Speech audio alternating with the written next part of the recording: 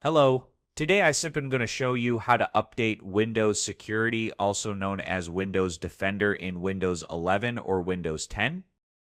Keeping your security software up to date is crucial for protecting your PC against viruses, malware, and other threats. Let's get started. Click the arrow icon at the bottom right corner of the taskbar to open the system tray.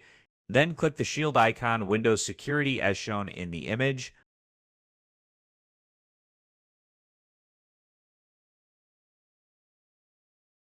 Once opened, click Virus and Threat Protection on the left panel.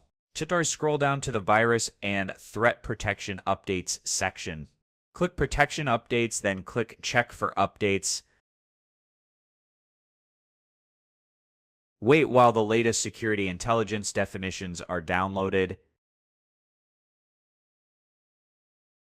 That's it. Your Windows security is now up to date and ready to protect your PC.